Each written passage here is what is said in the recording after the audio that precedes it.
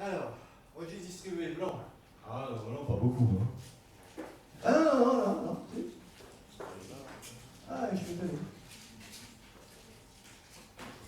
Alors, relevez bien les blancs. C'est important ça. D'accord, bon, j'aurais perdu. Vert. Ouais, j'en ai vraiment perdu, d'accord. Ok. Et rouge. D'accord. Ah, bon. Allez, Antoine. Alors, registre distribué, c'est vraiment l'application la plus bête. La plupart des trucs qu'on monte en ce moment, notamment avec les banques, c'est ça. Concrètement, c'est l'idée de se dire, il y a une brique de la techno blockchain, parce que la blockchain, une fois encore, c'est pas une nouvelle techno, c'est un assemblage d'anciennes techno intelligentes. Vous avez des registres distribués, vous avez du pair à pair, vous avez des smart contracts, qui sont tous des trucs qui ont été inventés à partir des années 90 et qui ont été assemblés de façon un petit peu intelligente.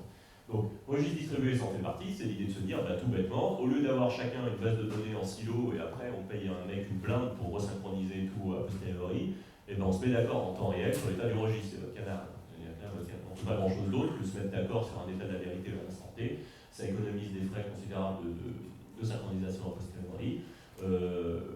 Et ça ne demande pas spécialement d'autres couches technologiques. Un puriste vous dirait que ça c'est pas de la blockchain, mais en tout cas les premières applications qui sont demandées ça sort là-dessus.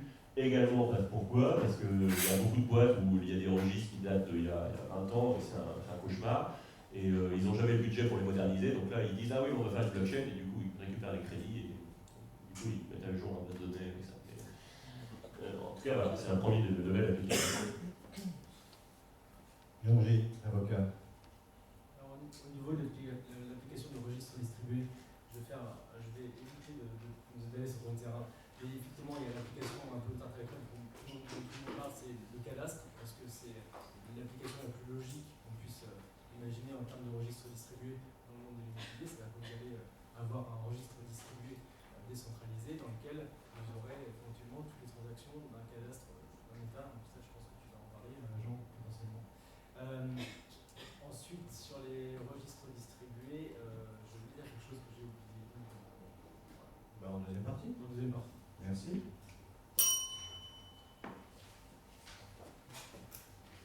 Numérisation d'actifs et de valeurs. Les blancs? Ouais, ça c'est logique. D'accord. Donc beaucoup de verts, j'imagine, non? Ok, donc on va monter le niveau d'information. Et rouge? D'accord, donc là, les spécialisés immobiliers, à vous de jouer. Allez. Bon, bah là, oui, effectivement, c'est ce qu'on disait tout à l'heure sur Color Coin, hein, c'est-à-dire je prends un jeton, je lui donne des métadonnées, c'est-à-dire une identité particulière, et à partir de ça, je peux faire plein de choses. L'exemple le plus classique qu'on donne tout le temps, nous, c'est Everledger, je vous invite à aller voir, c'est super intéressant. Ils font quoi? Ils numérisent des certificats de propriété de diamants. Chaque diamant étant identifié par 40 attributs, poids, couleur, etc., pureté. Ensuite, à partir de ces 40 attributs, vous tirez un numéro de série unique. Ça, vous rentrez ça dans la blockchain, ça vous fait un certificat de propriété du diamant, vous gravez microscopiquement sur la pierre le numéro de série. Et donc dans un monde un peu plus blockchain, on peut imaginer un peu plus loin, lorsque vous essayez de vendre la pierre identifiée par son numéro de série unique Ledger et que vous n'avez pas le titre de propriété qui va avec sur la blockchain, c'est que vous avez piqué le diamant. Donc la fraude au diamant, notamment, et tous les effets d'assurance qui vont avec, ça représente des centaines de milliards. Ça, c'est beaucoup. Donc Everledger, là, a déjà enregistré, alors je ne saurais plus dire le chiffre, mais c'est des milliers de diamants. Ils sont incubés par Allianz, ils travaillent avec Interpol, avec eBay, etc. C'est un truc. Et là, on est sur une. C'est intéressant parce qu'on est sur un consortium, c'est qu'ils se mettent ensemble d'accord sur des standards d'utilisation de cette technologie, et en même temps, c'est enregistré sur la blockchain Bitcoin, c'est-à-dire qu'il s'agit vraiment là beaucoup de colored coins, enfin c'est pas texto la technologie, mais c'est ça qu'ils utilisent, c'est-à-dire ils échangent en fait des millionièmes de Bitcoin qui n'ont aucune valeur, mais auxquels sont attachés les métadonnées du diamant. Donc vous avez des types de propriétés de diamants en ligne, et évidemment ça c'est déclinable pour tout type d'actifs, notamment pour le domaine de l'immobilier. Jean, peut-être? Un commentaire? Un commentaire, Position du notaire. on parle du cadastre, il y a des expériences en la matière. Ensuite, c'est effectivement un moyen de sécuriser, et j'en reparlerai tout à l'heure. Ensuite, il faut se mettre d'accord sur la notion de cadastre, puisqu'on n'a pas forcément d'un pays à l'autre les banques fonctionnelles du cadastre. Effectivement, les expériences qu'on voit se développer dans des pays en Afrique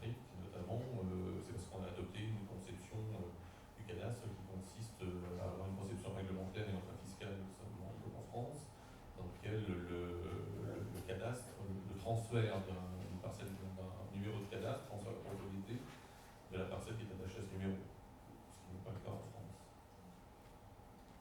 Merci Jean. Transaction, transfert de valeur. Couleur, s'il vous plaît. Pour savoir comment on va vous répondre. Blanc? Non? Tout le monde connaît? Alors vert? D'accord, on va évaluer haut, d'accord. Et rouge? Ok, donc là, on a monté des points, là. Antoine. Oui. Donc, évidemment, ça c'est le Il cas. faut que tu fasses mieux. Oui. D'accord. C'est le cas d'usage le plus évident qui était celui à la base de Bitcoin, c'est-à-dire, ok, on va s'échanger de l'argent sans passer par les banques. Donc, le vert, c'était comprendre les avantages et les limites. Bon, bah, les avantages, ils sont clairs, c'est que vous avez une désintermédiation totale. Donc, si on prend un cas d'usage absolument théorique, qui est celui des remises à l'étranger, par exemple, qui, là encore, c'est un marché absolument énorme, soit, par exemple, on peut prendre de l'Europe vers l'Afrique, ou même intra-pays africain, où vous avez des trucs comme Western Union qui prennent un pourcentage absolument hallucinant sur des transactions. Vous pouvez très bien imaginer, en fait, qu'on fait la transaction en Bitcoin. Pourquoi c'est intéressant? Parce que, en fait, vous avez deux avantages. Le premier avantage, évidemment, c'est les frais de transaction. Il y a des frais de transaction, mais qui sont minimes, c'est quelques centimes aujourd'hui par transaction. Et surtout, ils sont flats, c'est-à-dire que c'est pas un pourcentage. Donc, vous échangez $1 million, vous échangez l'équivalent de $2, c'est toujours les mêmes frais de transaction qui s'appliquent. Le deuxième truc, c'est que pour que la transaction soit effective, il faut juste que vous attendiez un bloc. Sur Bitcoin, c'est 10 minutes, sur d'autres blockchains, c'est moins que ça. Alors que si vous passez par le système classique d'échange de compensation, vous en avez pour 2-3 jours. Donc ça, aujourd'hui, face à la concurrence Bitcoin, il y a une modernisation du système qui est en cours justement pour accélérer ce délai. Mais vous comprenez bien que c'est très intéressant. Et puisqu'il ne faut pas dire un mot sur les limites, donc là vous avez les avantages. Les limites, évidemment, c'est qu'aujourd'hui, moi, si je veux changer, si je veux envoyer de l'euro, par exemple, à ma copine qui est actuellement en Mauritanie, comment ça se passe? Eh ben, il faut d'abord que je change des euros en Bitcoin, ensuite je fais passer les Bitcoins, après je change des Bitcoins en la monnaie locale dont je suis bien capable de prononcer bon, bah ça, évidemment, vous comprenez bien que là, on vient de réintroduire l'intermédiaire. Vous avez un premier intermédiaire qui est le change à l'entrée, vous avez un intermédiaire qui est le change à la sortie, et évidemment, il va falloir vous payer les mineurs qui assurent la transaction. Donc, le cas n'est pas si évident que ça. Il y a énormément de startups par exemple, qui sont lancées sur le marché des remises. Aujourd'hui, vous en avez un qui gagne en Afrique de l'Est anglophone qui s'appelle BitPesa, si vous voulez la regarder, parce qu'ils font aussi des choses très intéressantes sur mobile. Mais c'est pas si évident que ça. Donc en fait, entre la théorie et le concret, vous avez des intermédiaires qui rentrent par la fenêtre, et il faut bien réfléchir sur le modèle pour que ça passe. Mais en tout cas, il y a des atouts qui sont indéniables. Merci Antoine. Qui s'y colle? Je pense parmi les avantages aussi, quand on parle de transactions et de valeur, on a beaucoup parlé de monnaie et de nouvelles formes de monnaie. Il faut bien aussi, l'impact des color coins, c'est aussi de permettre de valoriser, de donner une valeur à des choses qui n'en ont pas sous la forme de monnaie de singe. Donc par exemple, des valeurs immatérielles en fait. Par exemple, comme valeur immatérielle, donc il y a déjà des expérimentations sur tous les marchés de la propriété intellectuelle, etc. Où on peut donner des valeurs et enregistrer des échanges de création grâce à la blockchain. On peut également transférer et valoriser, monétiser des réputations, des notations, et c'est ce qui explique que Airbnb, par exemple, a investi dans une startup blockchain, parce que pour eux, la clé, Airbnb, qui est une plateforme qui ne cherche pas vraiment à supprimer les intermédiaires, parce que leur cœur de métier, c'est d'être un intermédiaire. Par contre, eux, l'intérêt blockchain pour eux, c'est d'augmenter la confiance et de savoir tracer les indicateurs de confiance et de faciliter l'adoption du collaboratif. Donc, c'est un cas qui est rigolo parce que il pourrait être complètement disrupté par la blockchain. Pour autant, en fait, ils en trouvent, eux, une source de valeur pour eux. Après, regardons et suivons si historique ils ont eu raison ou pas. Mais voilà. Il y a cette notion de valeur immatérielle qui est aussi un vrai avantage. Et on en parle beaucoup dans l'immobilier. On peut imaginer qu'il y a des choses autour de ça dans l'immobilier.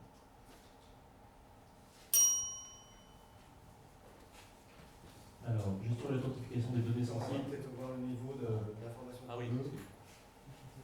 Alors, là, on l'a plus blanc, directement pas dans le vert, c'est ça? Il pourrait tout lever d'un coup,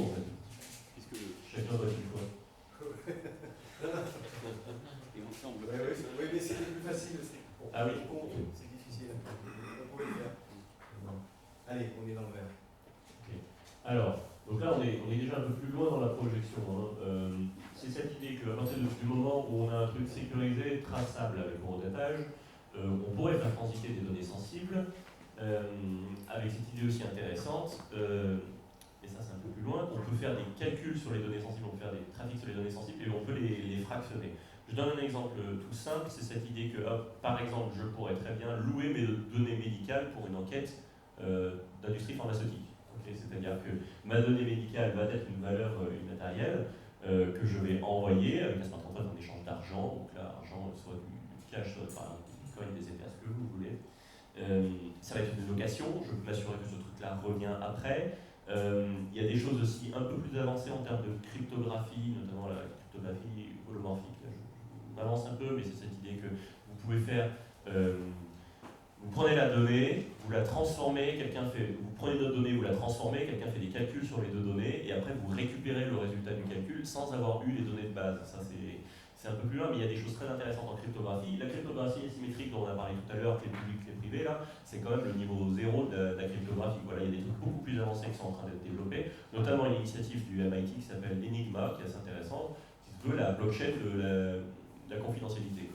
C'est cette idée-là d'essayer d'avancer sur des mécanismes pour assurer la sécurité des données et surtout que chacun ait la main mise sur ce qu'il émet. Voilà. Et surtout qu'il puisse être rémunéré en fonction des informations. Là, on est un peu plus loin dans l'expérimentation. Je ne vais pas rentrer dans les détails, mais c'est cette idée-là. Et il y a beaucoup de débouchés qui sont possibles, notamment dans le domaine de la santé qui est ultra sensible là-dessus. Georgie et Kevin. Kevin, tu veux aussi? Alors moi, en fait, je voulais plus s'intéresser sur la limite. Si on peut le faire un petit peu plus loin maintenant. La limite potentielle sur la gestion de l'authentification des données sensibles. La limite peut être vue au niveau de l'authentification. Ça, peut-être on en reparlera, mais la blockchain, certes, va pouvoir rendre l'information qui est dans le registre totalement immuable.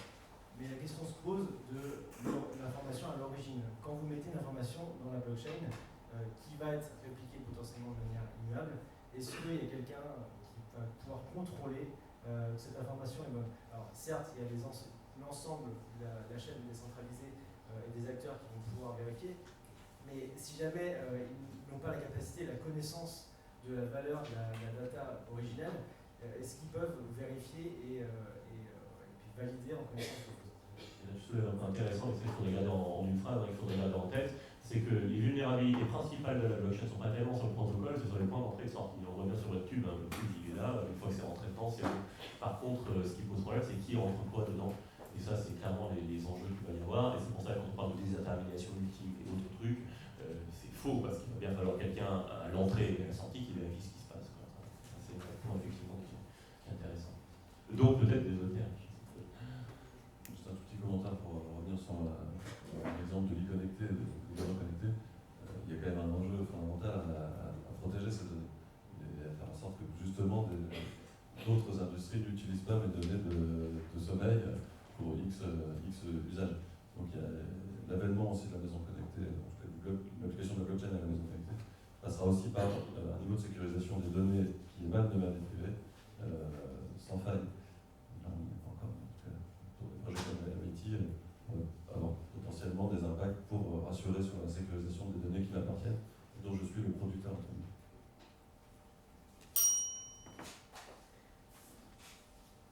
Plus de blanc, que du vert. Ouais, que du vert. C'est bon, ou du rouge. Allez, il est flou. Alors, on attend, il est flou les couleurs, allez, on est dans le top. Alors, donc ça vient de. C'est en octobre, The Economist titrait The Trust Machine pour désigner la blockchain. Ça fait beaucoup de bruit. Bon, en réalité, on peut se poser la question.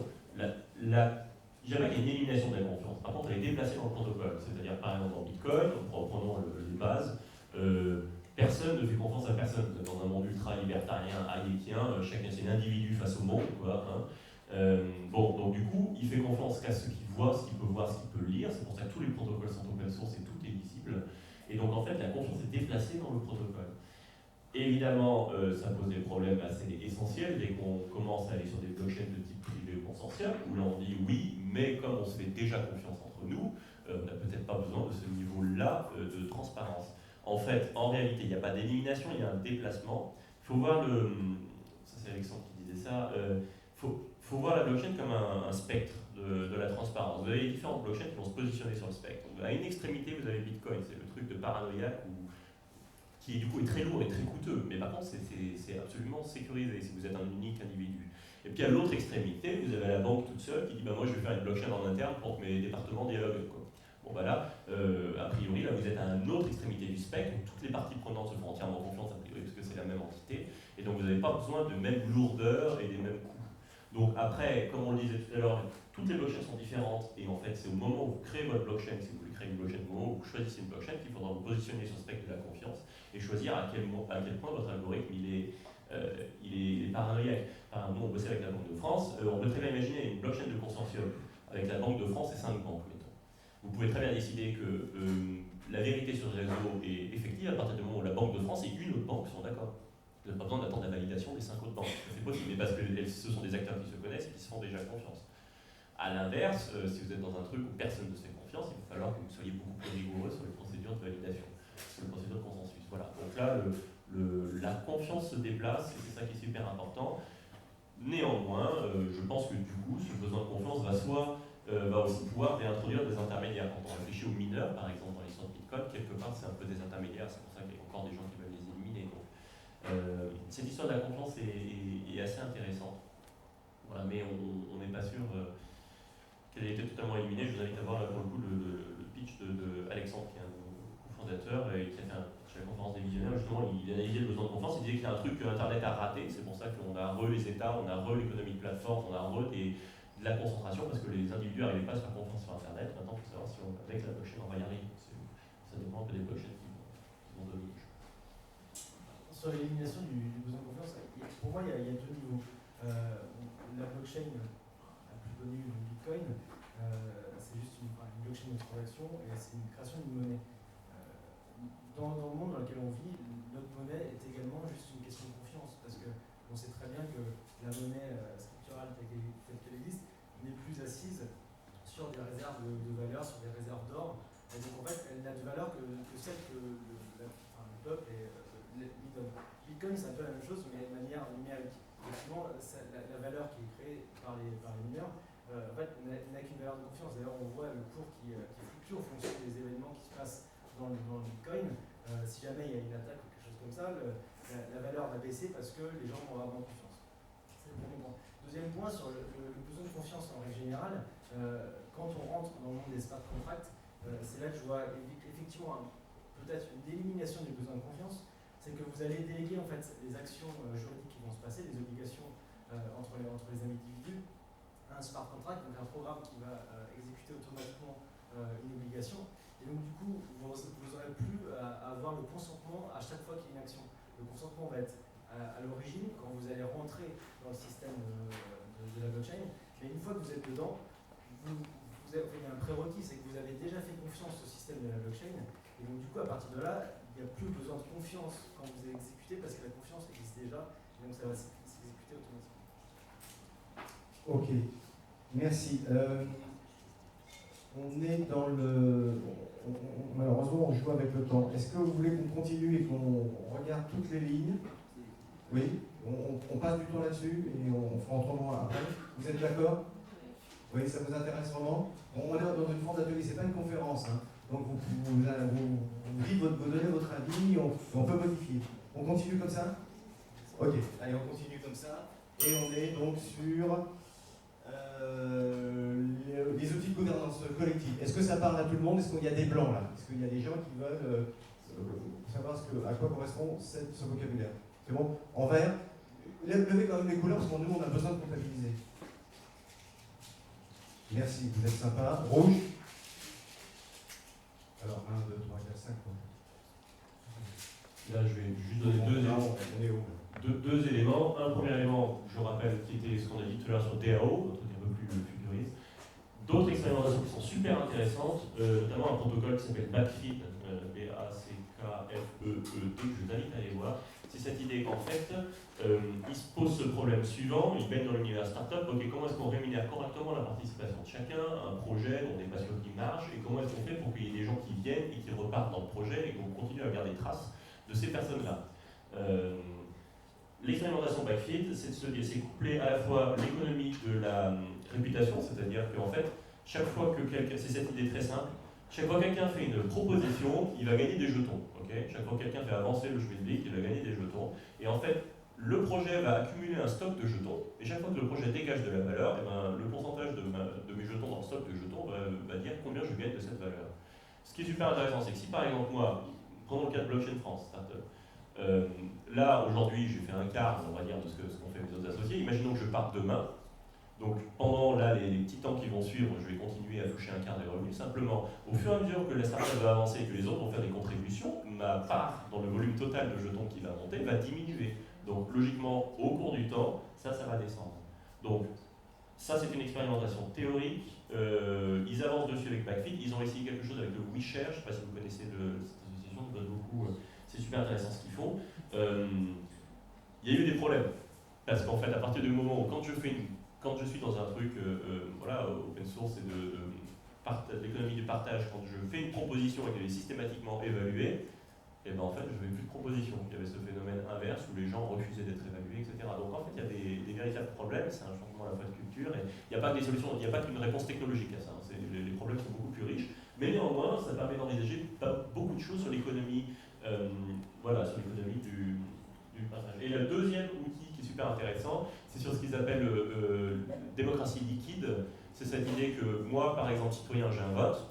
Okay, je peux faire un smart contract qui fait que je file mon vote à Olivier pour les prochaines 24 heures parce qu'il y a un référendum sur l'immobilier et que je juge que je ne suis pas compétent. Au bout de 24 heures, mon vote me revient. Donc vous avez une démocratie liquide avec des élus qui sont en fait de fait constitués et qui sont liquides et glissants parce que un coup, ça va être Olivier qui est plus compétent sur ce sujet-là. S'il y a une réglementation sur blockchain, peut-être Olivier va me donner son vote, etc. Ça, c'est un truc que les gens qui travaillent sur blockchain ont beaucoup en sens. On est un peu plus loin là, de l'immobilier. Mais c'est important de poser ces choses-là parce que c'est des applications qui sont très intéressantes. Non, le parallèle Et après, est tout près de l'immobilier parce que tu parles d'un contrat de copropriété. C'est-à-dire que j'ai un système de vote, je peux faire comme des procurations, hyper numérisées, enregistrées, etc., tracées, et temporaires. Et temporaire parce que c'est des smart contrats, donc évidemment j'ai un timer et le smart contrat, je donne mon vote, s'arrête. Donc là il y a une application assez rapide à l'immobilier. Et donc autour de la gestion partagée des lieux, donc avec le système de copropriété.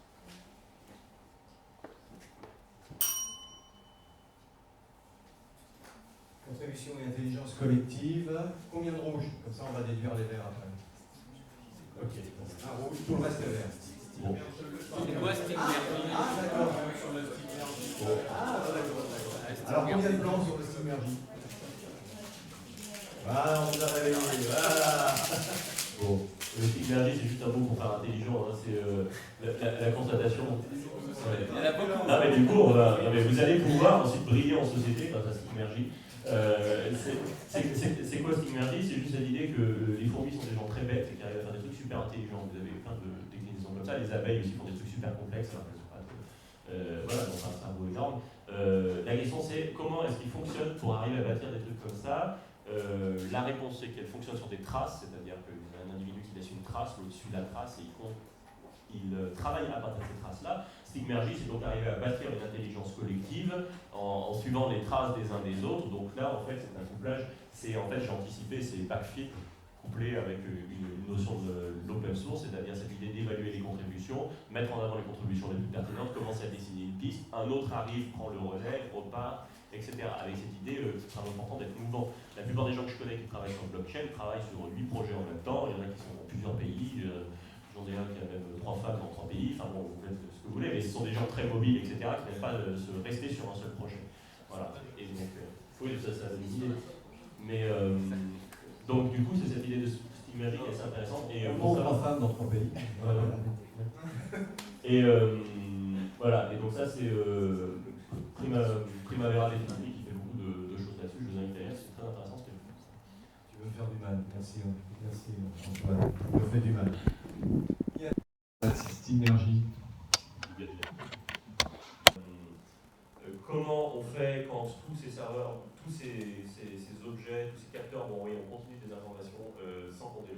dessus à des serveurs qui ont probablement été détenus par des mecs à l'éthique contestable, ou pas d'ailleurs, dans des grosses boîtes qui vont récupérer toutes les informations continues, ça pose un premier problème.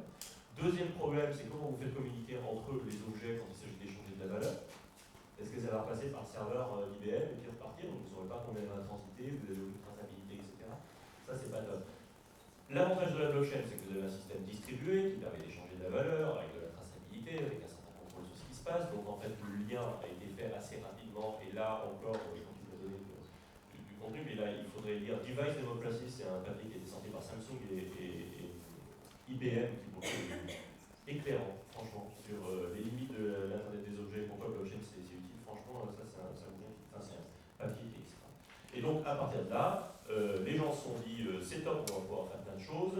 Le premier cas d'usage, après je vous laisse sur l'immobilier, c'est la startup qui s'appelle Slottit qui a sorti un produit très malin parce que très visuel et qui parle tout de suite. C'est une serrure intelligente, une porte intelligente. Pourquoi intelligente? Parce qu'elle a aussi un smart contract, pour un smart contract, c'est un portefeuille autonome. Donc on peut renvoyer de l'argent à cette serrure. Elle est programmée pour que si je lui envoie de l'argent sous certaines conditions, etc., elle s'ouvre pour les prochaines 24 heures.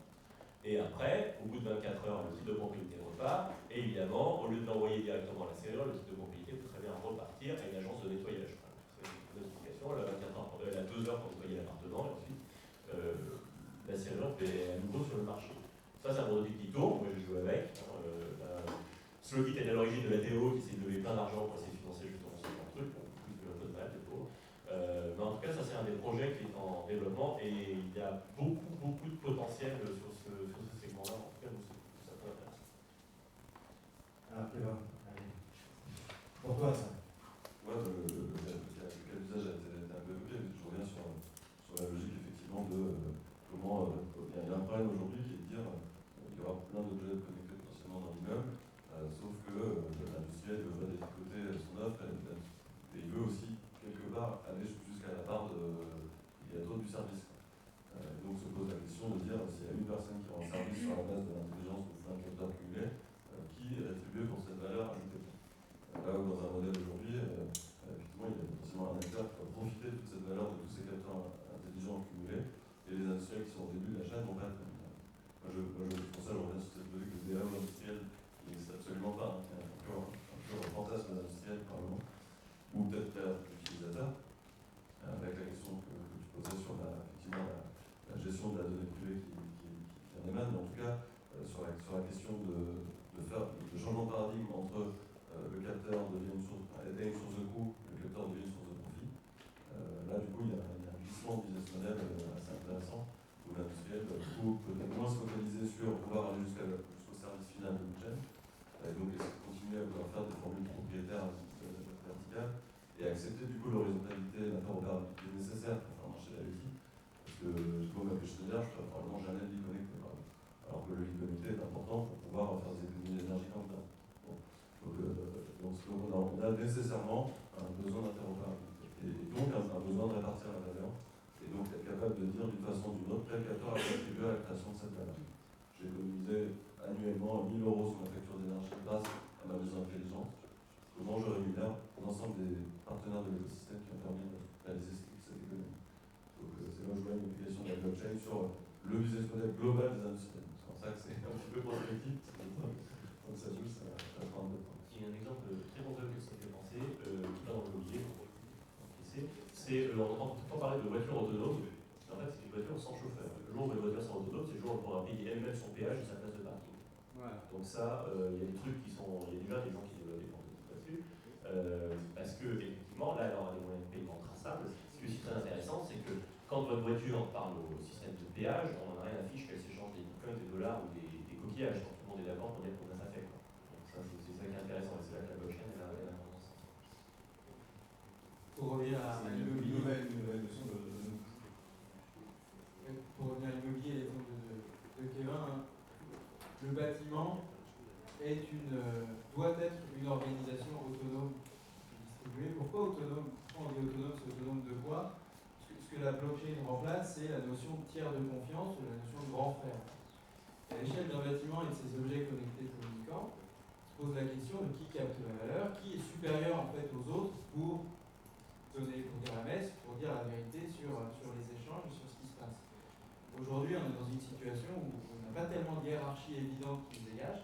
Donc on a besoin de créer une organisation, de se donner des règles d'échange, des règles de valorisation des données à l'échelle du bâtiment.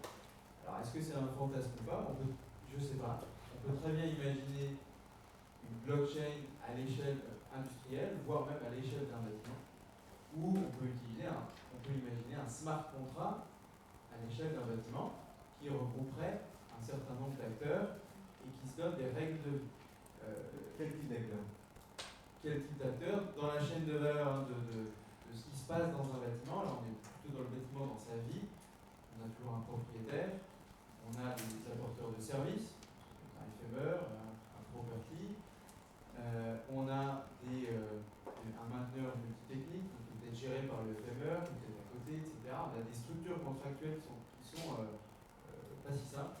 Et puis on a des fournisseurs de matériel, puis au sein d'un même matériel, en fait, on a un ensemble de choses, donc on a toute une chaîne entre le capteur qui est sous le matelas dans le lit connecté de Kevin et le prestataire de service, pourquoi pas assurance, qui va dire vous avez dormi 8 heures par nuit, donc vous avez une réduction sur votre prime, qui peut arriver. Donc, à mon avis, éviter d'aller jusque-là, on a une réglementation pas si mal faite pour ça, je pense, mais il y a toute une chaîne de valeur, toute une chaîne d'acteurs qui intervient, et aucun n'a le rôle de grand frère, le rôle des tiers de confiance a priori. Je pense qu'à l'échelle du bâtiment, on est obligé de fait de créer des organisations autonomes, décentralisées, en tout cas autonomes. Et donc en ça, la blockchain ou les smart contracts peuvent être utiles parce que les informations et les transactions sont de plus en plus numériques et immatérielles. Est-ce qu'il y a du blanc pour le Smart Grid? Voilà. Combien de rouge?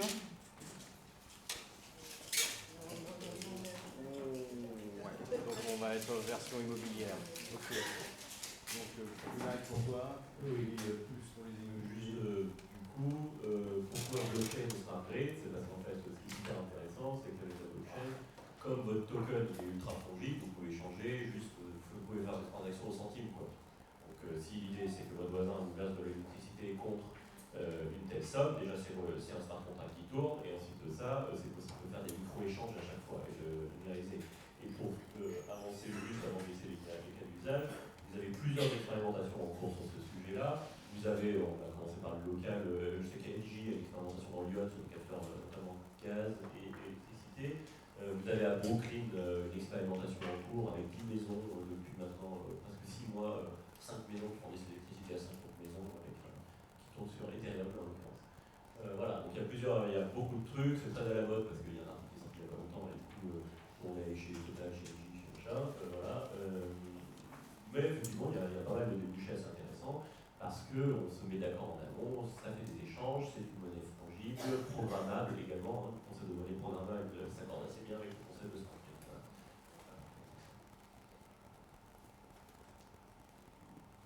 Non?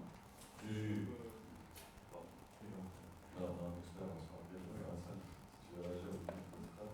Mais en gros, effectivement, il y a l'exemple de Brooklyn. Il y a un sujet qui est, en France et globalement en Europe, on a une énergie qui n'est pas encore assez volatile ou assez chère pour tout ça. Mais on y arrive. Si on regarde un cas comme San Francisco où l'énergie peut passer de 1 à 4 dans la journée, ça devient du coup intéressant de pouvoir consommer le kilowattheure au bon moment. C'est la logique. On a beaucoup travaillé historiquement pour consommer moins, par l'énergie passive du bâtiment, ainsi de suite, consommer mieux, par un kilowattheure plus vert, renouvelable si possible. Et là, on rentre dans une nouvelle ère qui est consommer au bon moment. Donc, et c'est là où en fait, l'intelligence de la blockchain va être capable de dire à un instant donné ce qu'il vaut mieux auto-consommer ce kilowattheure que je viens de produire ou que mon voisin vient de produire, ou ce qu'il vaut mieux au final le revendre sur le réseau parce que j'en ai pas besoin. Au bon moment, tu mets la machine à laver le linge, parce que décongé, non pas pour en mal attendre, mais au bon moment. Par exemple, et c'est aussi lié à la production, parce que c'est toujours production-consommation. Et le bon moment, c'est le fameux sujet des panneaux solaires. C'est super les panneaux solaires, c'est ce qu'ils produisent quand tout le monde est au travail. Donc produisent globalement quand on n'a pas besoin. On se pose la question du stockage, en tout cas la question de la consommation de ce kilowattheure produit au mauvais moment. Donc tout le sujet, c'est de dire comment est-ce que je suis capable, je produis du solaire entre 9h et 16h. Bon, au moment où il y a personne, ou a priori majoritairement personne dans la maison, par contre peut-être que mon voisin lui est là, peut-être que lui en a besoin, autant le faire dans le cas. Ou au contraire, il y a personne qui l'utilise, mais par contre, via la blockchain par exemple, je peux l'utiliser sur la prise, par exemple d'une voiture électrique, je vais me brancher à mon siège social, et cette prise-là, je vais acheter du solar coin qui vient de ma propre installation. Donc en fait, là ça devient intéressant parce que je peux consommer l'énergie que je produis sur mon toit n'importe où, grâce à la blockchain. Donc la notion du bon moment en fait, explose, parce que grâce à la blockchain, potentiellement, je peux acheter ce solar coin qui a été produit quelque part. D'accord. Ouais, et juste pour compléter, pourquoi blockchain? Pourquoi on a besoin d'une blockchain pour faire ces échanges automatisés? On voit qu'il va y avoir du je consomme au bon moment, donc à un moment la machine à laver elle parle avec le gestionnaire de réseau local. Donc, la transaction de valeur, c'est quoi? C'est que pour éviter un stockage, pour éviter de lancer une centrale, ben, la machine à laver, elle ne s'allume pas ou elle s'allume en haut. C'est là que réside la valeur. Pourquoi on a besoin de la blockchain? Pourquoi on ne fait pas simplement des bases de données qui se parlent entre elles? C'est que le smart grid n'a pas forcément vocation à être régenté par des grands frères, par des autorités centrales, par des tiers. Aujourd'hui, c'est le cas en France, comme dans pas mal de pays. Nous, ça s'appelle EDF et ERDF, Enedis, avec quelques régies locales. Mais voilà, globalement, on a un acteur qui régente ce que chacun a le droit de faire. C'est un grand frère. Qui est grand frère. À l'échelle d'un quartier, ça faisait partie, je crois, des interrogations hybrides. À l'échelle d'un quartier, à l'échelle de 2 maisons, on peut très bien imaginer ne pas avoir besoin de ce grand frère. Par contre, le grand frère, il est quand même utile parce qu'il définit les règles de vie. Donc, si je m'en passe, il faut que je me définisse des règles de vie, consensus, smart contract, etc. C'est là que j'ai besoin de la blockchain. C'est là où la blockchain intervient. C'est ça. Voilà. Est-ce que c'est un bien de s'affranchir du grand frère ou pas? Ça, c'est une autre question. Est-ce que j'en ai besoin? Est-ce que ça m'apporte quelque chose de m'affranchir de cette forme de tutelle?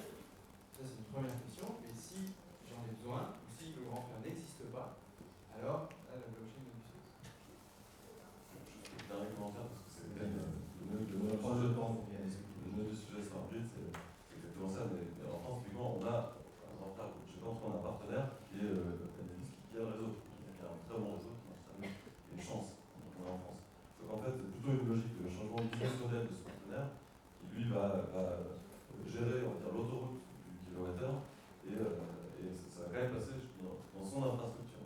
Il va bien falloir l'annuler à un moment donné, parce que c'est lui qui l'a payé, qui l'a investi, qui l'a mis en œuvre, et qui nous mobilise sur longtemps. Donc c'est plutôt un changement de business model qu'une libéralisation en tant que telle. Par contre, ça devient intéressant effectivement dans des pays où il n'y a pas de réseau.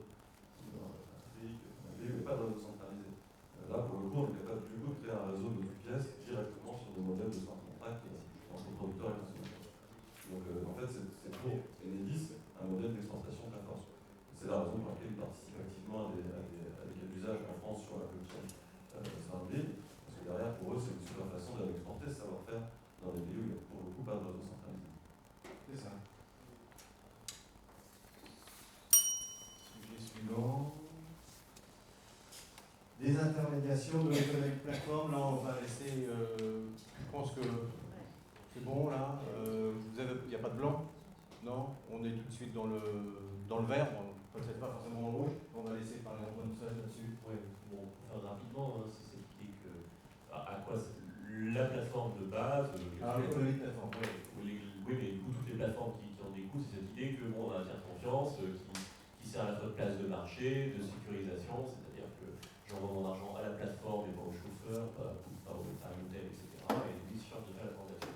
Donc a priori, on peut parfaitement faire une place de marché sur contrat ou l'offre contre la demande, etc. Et là, on fait sauter tous les intermédiaires parce que toutes les questions de paiement, en fait, elles sont assurées par cette crypto-monnaie, par cette monnaie intelligente ou programmable. On peut tracer ce qui s'est passé, on peut être sûr que le paiement a été effectué, on peut être sûr qu'on peut même faire un smart contract pour attendre que, je sais pas moi, j'ai fait le trajet pour verser la transaction. On peut même, si on prend le cas d'Uber, voilà, on peut avoir un capteur intelligent dans votre bagnole qui fait que quand le trajet a été effectué, le paiement est versé. Enfin, ça, c'est tout à fait possible. Je mettrai tout de suite une ou deux limites et puis après, comme ça on peut finir. C'est que évidemment, l'économie de la plateforme, c'est pas juste des intermédiaires qui viennent là pour prendre de l'argent, c'est aussi des mecs qui arrivent à agglomérer les utilisateurs, c'est la course aux applications network effects. Donc on peut se demander dans quelle mesure un truc qui n'a pas de business model, puisque l'objectif c'est quand même je développe une plateforme sans rien gagner, parce que si je commence à prendre un pourcentage, là je réinvente la plateforme, donc c'est pas l'objectif. Donc l'idée c'est d'inventer un truc pour casser les intermédiaires sans prendre de pourcentage. Ma question c'est qui va financer ce truc-là. Et surtout, comment est-ce qu'on va faire pour développer le design suffisant et l'attractivité suffisante pour que les utilisateurs migrent sur la plateforme. Ça c'est un vrai problème. Mon copain Clément, il me dirait que peut-être c'est une question de, puisque c'est un service public, le covoiturage, peut-être ça peut-être développer une plateforme plus sexy et qu'ensuite on ouvre tout, les API, et ensuite les devs qui veulent développer un peu plus, ils ajoutent des add-ons et ensuite ils prendront un pourcentage sur les transactions. Voilà, ça c'est des questions intéressantes, mais là encore on retouche à la question de l'infrastructure. Qui va payer l'infrastructure? Si on change ces plateformes-là et si on revire les parasites qui prennent un pourcentage démentiel, surtout quand on regarde les pratiques d'Uber, qui peut augmenter ses tarifs du jour au lendemain et soumettre ses chauffeurs au contrôle photographique, etc., sans sommation. Ça pose un vrai problème. Néanmoins, derrière, la solution, qui va inventer la plateforme, qui va la développer, comment on va attirer les utilisateurs, etc., c'est une question d'importance.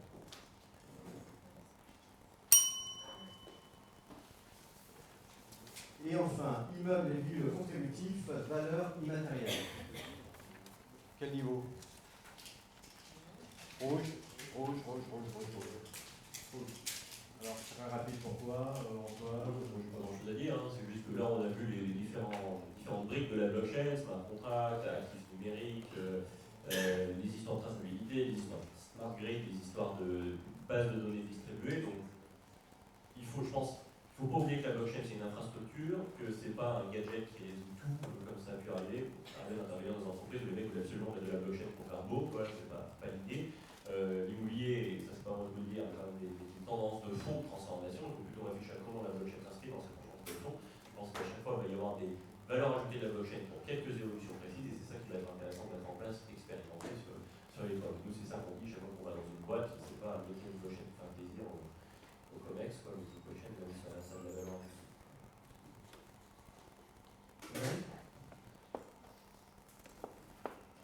Oui, immeuble contributif et ville contributive, on a un des premiers cas d'usage qui est déjà effectif, c'est le smart grid dont on a parlé. Il faut vraiment on va rendre possible l'évaluation de la capacité de l'immeuble à contribuer à son quartier, à la ville. À l'échelle du smart grid, c'est si j'ai un immeuble qui est en capacité de consommer quand il veut ou quand ça arrange le réseau, ça a une valeur pour le réseau, donc ça mérite rétribution. On peut imaginer ça pour pas mal de choses.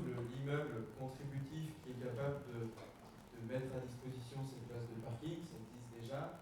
Il faut que ça trouve également sa valorisation. On pourrait aujourd'hui, c'est des services assez simples. J'ai un système d'abonnement, j'ouvre le parking, je me gare, je paye quand je me gare, mais on peut très bien imaginer que la ville de Paris apporte une valeur abonde pour la création de ce type de projet. C'est le cas de façon assez indirecte, dans l'autorisation à construire même les peu de parking. Mais on pourrait l'automatiser un peu plus, ce type de contribution à la ville. On peut imaginer tous les services qui gravitent autour d'un bâtiment. Le bâtiment qui sait donner son nombre de présents et donner cette information au commerce de proximité. Il est utile au commerce de proximité et donc ça pourra mériter d'être valorisé. Sous quelle forme, avec quel smart contrat, là on est parti un peu loin, mais traitons des cas d'usage simples. Donc on sent tout de suite comme les smart grids, où on voit tout de suite où est la valeur de contribuer, c'est l'économie de système de stockage. Et on continuera à faire des cas d'usage un peu plus compliqués, mais qu'on peut commencer à percevoir. Oui, vas-y. Deux mots pour aller dans ton sens. En gros, il y a là aussi un espèce de changement de paradigme qui dit jusque-là, aujourd'hui, l'immeuble est un ensemble de coûts.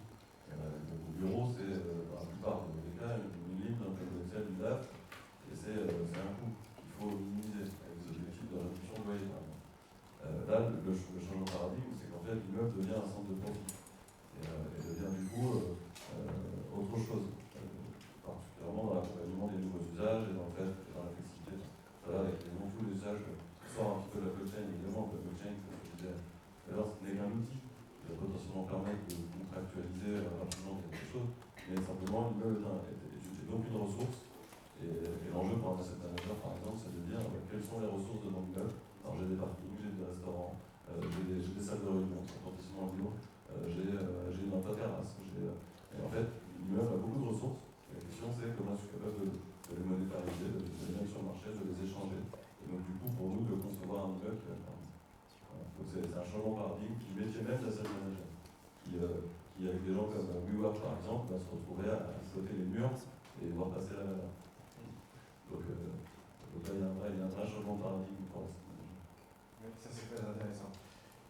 Je sens que vous avez des tas de questions à poser, donc on les avait prévues en deuxième partie, mais mon cerveau va me dire qu'il y a des gens qui vont partir en deuxième partie. Donc je pense qu'Antoine a besoin de souffler, et vous avez besoin de souffler. Ce que je vous propose, franchement 5 minutes, vous sélectionnez par table ou par groupe une question. Donc je voudrais que vous puissiez travailler, pardon, cette table-là ensemble, en disant quel type de questions on va poser avant de continuer. Le programme va être bouleversé, vous entendez bien, mais je sens que vous avez besoin des questions. Donc en 5 minutes, vous communiquez entre vous, par groupe, et pour savoir quel type de questions vous allez poser. Et ça va donner aussi à Antoine de regarder, parce que je sais qu'il a des choses très urgentes à gérer, de regarder son mail, de prendre 5 minutes, de faire sa parenthèse. Faites la parenthèse, Antoine. Et voilà, 5 minutes, s'il vous plaît. Merci.